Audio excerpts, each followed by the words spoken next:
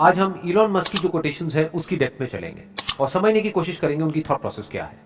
तो जो सबसे पहला कोट है वो है, the first step is to establish that something is possible, then probability will occur. मतलब लाइफ में कुछ भी करने का जो सबसे पहला स्टेप है वो है कि पहले हमको अपने माइंड में इस बात को एस्टैब्लिश करना होगा, यानी कि अपने माइंड में इस बात को एक्सेप्ट करना होगा कि जो हम करने वाले हैं वो पॉसिबल है। अगर पहले ही हमको डाउट है कि वो पॉसिबल भी है या नहीं है, तो उसके बाद हम कुछ भी कर लें उसका कोई फायदा नहीं है। वहां पे रिजल्ट नेगेटिव ही आएगा, यानी रिजल्ट सही आ ही नहीं सकता। फॉर एग्जाम्पल, आप एक ऐसे बैकग्राउंड से हो जहां पर ज्यादा कुछ किसी ने अचीव नहीं किया है, या एक ऐसे बैकग्राउंड से हो जहां पर के जो आपके जो दोनों पेरेंट्स हैं उन्होंने सिर्फ जॉब करी है, कभी बिजनेस नहीं किया है। तो जैसे ही आप अपने बेस पर कोई बिजनेस करने के बारे में सोचोगे भी तो सब डरने लग जाएंगे। सब आकर के आपको क्या कहेंगे कि नहीं नहीं बहुत मुश्किल है, नहीं हो सकता, नहीं हो सकता, नहीं हो सकता, पॉसिबल ही नहीं है। तो वो कह रहे हैं पॉसिबल नहीं है, वो प्रॉब्लम नहीं है। पहले आपके खुद के माइंड में आना चाहिए कि ये पॉसिबल है, तब अगर आप बिजनेस करो तो वो बिजनेस करने का कोई फायदा है। अगर आपके खुद के भी माइंड में डाउट है कि पता नहीं हो भी पाएगा या नहीं हो पाएगा, तो फिर आपके फेलियर के चांसेस बहुत ज्यादा है। वंस यू अंडरस्टैंड कि ठीक है अभी तक किसी ने नहीं किया है, अभी तक नहीं हुआ है, पास्ट में नहीं हुआ है, लेकिन इसका मतलब ये नहीं है कि फ्यूचर में भी नहीं हो सकता है। मुश्किल हो सकता है लेकिन पॉसिबल तो है। हो सकता है बहुत ही मुश्किल हो वो करना, क्योंकि जो बंदा जो बिजनेस बैकग्राउंड से है उसको तो पूरा पीछे से सपोर्ट मिलने वाला है। उनके पास में नॉलेज भी है, एक्सपीरियंस भी है, पैसा भी है। इस बंदे के पास में ना तो नॉलेज है, ना एक्सपीरियंस है, ना पैसा है, ना सपोर्ट है घर वालों का। तो इसका मतलब क्या है कि इसको मुश्किलें उससे 1000 गुना ज्यादा आने वाली है। लेकिन अगर वो एक्चुअल में करना चाहता है तो पहले उसके माइंड में ये थॉट प्लांट होना बहुत जरूरी है कि पॉसिबल है। Then there is a probability कि हो सकता है वो सक्सेसफुल हो जाए।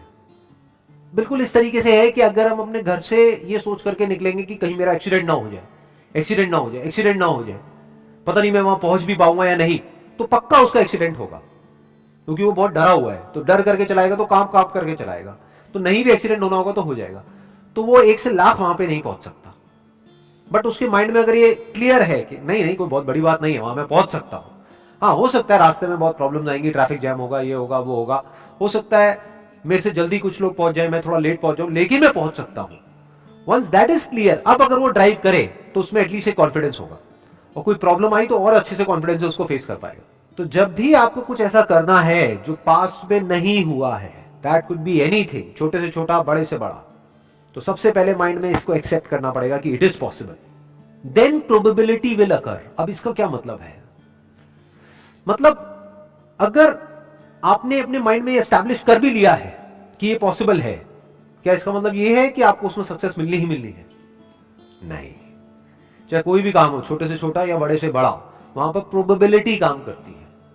We can't be 100% sure under any circumstances in anything. एक प्रोबेबिलिटी ऑफ फेलियर हमेशा रहता ही रहता है। मान लो कोई मशीनरी है, उसको ऑपरेट करने का एक तरीका है, उसकी एक मैनुअल है, और उसको उसी तरीके से ऑपरेट कर रहे हो जैसा कि बताया हुआ है, तब जो आपकी सक्सेस की प्रोबेबिलिटी है दैट कुड बी 99.99%।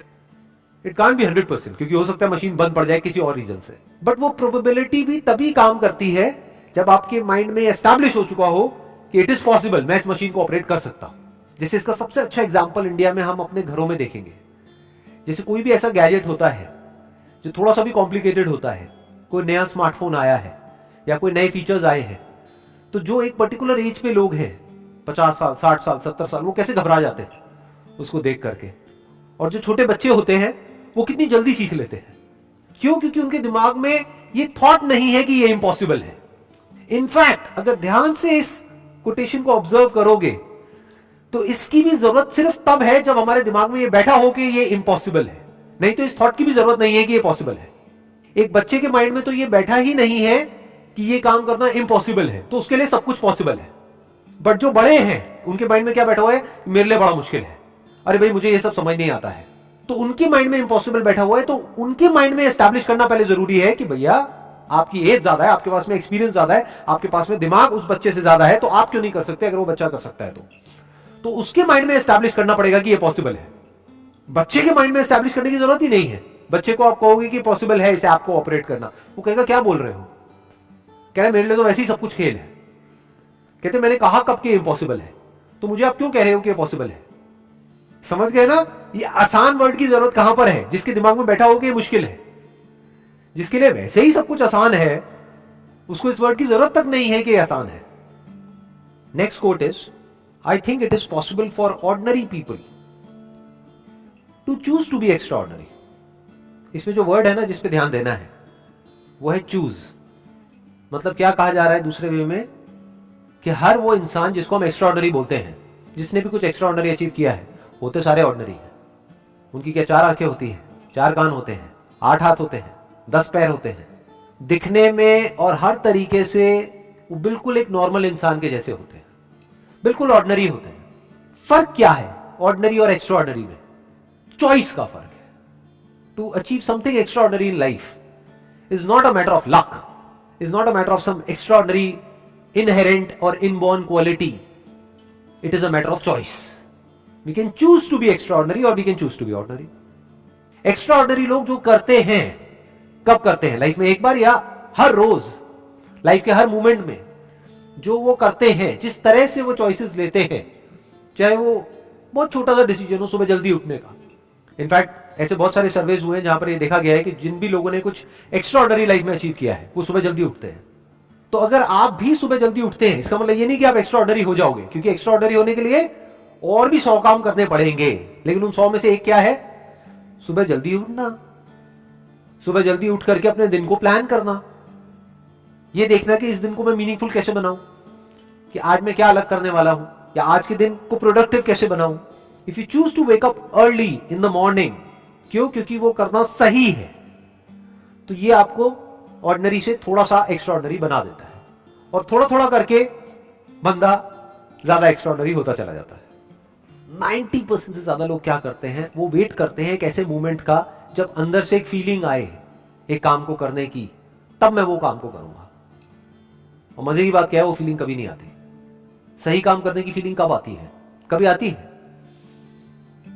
और गलत काम करने की फीलिंग लाने की हमको जरूरत ही नहीं है, वो आती ही रहती है. अच्छा हेल्दी खाने की कभी फीलिंग आ सकती है अंदर से, या टेस्टी खाने की फीलिंग आएगी, चाहे वो अनहेल्दी भी हो. एक्सरसाइज करने की क्या कभी किसी के अंदर फीलिंग आ सकती है? नहीं आती है. तो अगर फीलिंग नहीं भी आ रही है, तब भी अगर वो बंदा चूज करता है कि मुझे एक्सरसाइज करना है, इसलिए नहीं कि मेरे को बड़ा मजा आ रहा है एक्सरसाइज करने में, इसलिए कि वो तो करना ही है. That is a matter of choice. अब ये चॉइस किसके बेसिस पे होती है? 2 बेसिस पे हो सकती है. एक, जो आपकी फीलिंग्स है, इमोशंस है, उसके बेस पे, जो आपको आगे नहीं बढ़ने देगा, किसी हालत में आपको आपके कंफर्ट जोन से बाहर नहीं निकलने देगा. दूसरा हो सकता है आपकी विल पावर के बेस पे. मतलब अगर दूसरे वे में बोला जाए कि अगर आप लाइफ में एक्चुअल में एक्स्ट्राऑर्डिनरी बनना चाहते हो या कुछ एक्स्ट्राऑर्डिनरी करना चाहते हो, तो आपकी विल पावर बहुत स्ट्रांग होनी चाहिए. इच्छा शक्ति, कि मेरी फीलिंग्स ये कह रही है मत कर, लेकिन मेरी इच्छा है इसको करने की, तो उस इच्छा में इतनी शक्ति होनी चाहिए कि वो हावी हो जाए आपकी सारे के सारे डर के ऊपर, कि उस डर के बावजूद भी आप वो कर पाओ. अब ये इच्छा शक्ति क्या है? It is a matter of choice. आपके ऊपर है, आप अपनी इच्छा को कितनी शक्ति दे सकते हो. ये भी तो एक चॉइस ही है ना, कि आपकी इच्छा में कितनी शक्ति है. अपने आप में किसी की इच्छा में कोई शक्ति नहीं होती है, पर जो भी आप करना चाहते हो, जो भी आपका डिजायर है, अगर उसको आप स्ट्रॉन्ग करते चले जाओ, करते चले जाओ, करते चले जाओ, करते चले जाओ, यानी कि अगर आपका डिजायर स्ट्रॉन्ग है आपकी फीलिंग से, तो आप उस काम को कर जाओगे. तब आप कुछ ऐसे डिसीजंस ले सकते हो कि आगे जाकर के कुछ एक्स्ट्राऑर्डिनरी कर सकते हो. Next quote is, when something is important enough you do it even if the odds are not in your favour. जब कोई काम करना बहुत ही जरूरी होता है, तब आप वो काम करते हो. यहां ये नहीं कहा जा रहा कि तब आपको वो काम करना चाहिए, ये कहा जा रहा है कि यू डू इट, तब आप वो काम कर देते हो even if the odds are not in your favour. मतलब कि आपको पता है कि आपके सक्सेसफुल होने के चांसेस बहुत कम है उसके अंदर, फिर भी आप वो काम करते हो, फिर भी आप रिस्क लेते हो. मतलब आपको पता है कि उसमें बहुत रिस्क है, फिर भी आप करते हो. कब करते हो? जब आपको पता होता है कि समथिंग इज इंपॉर्टेंट इनफ, कि करना बहुत ही जरूरी है. फॉर एग्जाम्पल, आप किसी जंगल में खो गए हो और प्यास से तड़प रहे हो, तो वहां पर क्या करोगे? वहां पर बैठ करके एक्सक्यूजेस दोगे कि यहां पे पानी नहीं है? क्या करोगे वहां पर? किसी भी तरह से पानी को ढूंढने की कोशिश करोगे, जबकि चांसेस बहुत कम है कि आपको पानी मिल पाएगा वहां पर. क्योंकि आप जंगल में खो चुके हो, आपको रास्ता नहीं पता है, लेकिन फिर भी मरते दम तक कोशिश करते रहोगे। क्यों? क्योंकि प्यास बहुत बड़ी है। क्यों? क्योंकि प्यास एक्चुअल में है, रियल है, कोई इमेजिनरी नहीं है। दोनों में बड़ा फर्क होता है। जैसे ज्यादातर मेरे सेशंस में एक क्वेश्चन है जो बड़ा कॉमन है। लोग पूछते हैं कि सर जब आपकी वीडियो देखते हैं तो बड़े चार्ज अप हो जाते हैं, मोटिवेट हो जाते हैं, बाद में बैक टू नॉर्मल लाइफ, ऐसा क्यों होता है? ऐसा इसलिए होता है क्योंकि तुम्हारे अंदर प्यास ही नहीं है। कड़वा है लेकिन सच है। तुम्हें कुछ एक्चुअल में करने की जरूरत ही नहीं है। तुम्हें बैठे बैठे तुम्हारे माँ बाप खिला रहे हैं, इसलिए वो मोटिवेशन टेम्परेरी है। एक्चुअल में आपके अंदर से डिजायर नहीं आ रहा है, एक्चुअल में कोई जरूरत नहीं है, बस मेरी वीडियो देखिए और चार्ज अप हो गए। टेम्पररी है, कुछ देर के लिए हो गए, एक्चुअल में तो प्यास है ही नहीं। तो वही यहां पे कहा जा रहा है, when something is important enough, कि जब कोई काम करना बहुत जरूरी होता है, बहुत मतलब बहुत जरूरी होता है, मतलब डू और डाई वाली सिचुएशन होती है, तब आप वो काम करते हो बावजूद इसके कि आपको पता है कि मेरे सक्सेसफुल होने के चांसेस बहुत कम है, फिर भी आप अपनी कोशिश में कोई कमी नहीं छोड़ते हो।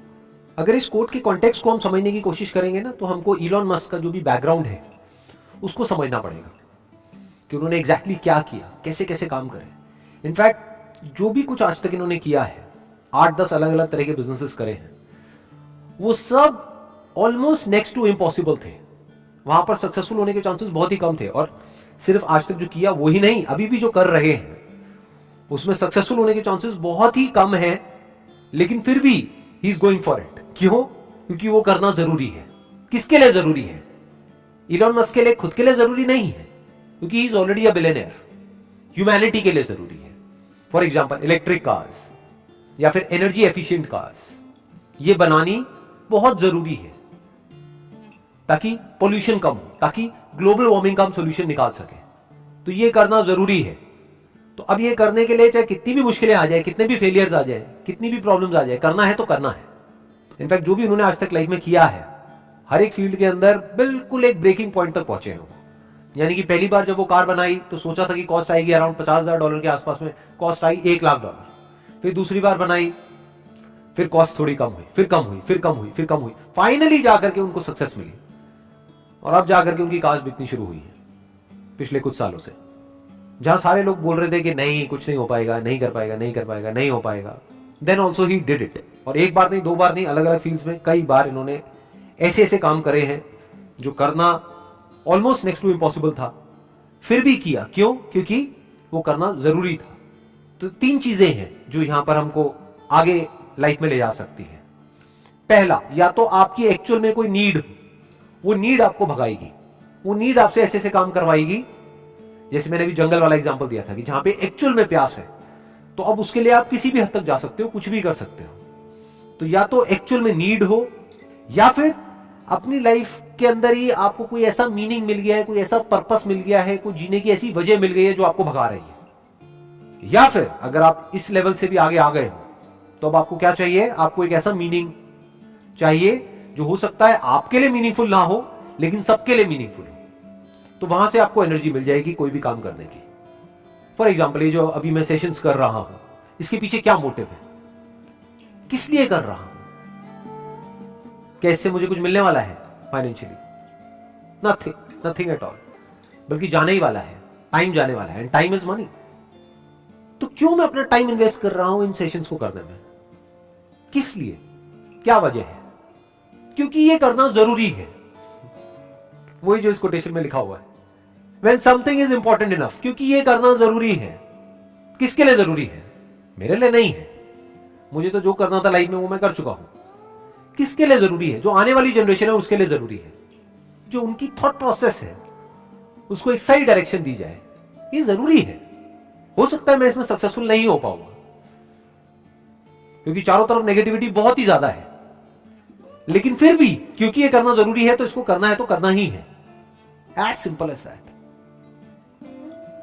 जब कोई काम करना बहुत जरूरी होता है तो ये नहीं सोचा जाता है कि मेरे करने से क्या होगा, करना है तो करना है। ये थॉट वहां पर चल रहा होता है, यहां से एनर्जी मिलती है, फिर वो एनर्जी पूरे फ्लो के साथ में बाहर आती है। और जब इतनी ज्यादा एनर्जी के साथ में हम कोई भी काम करते हैं तो उसमें सक्सेस मिलती ही मिलती है। फिर वो काम एक अलग लेवल पे चला जाता है।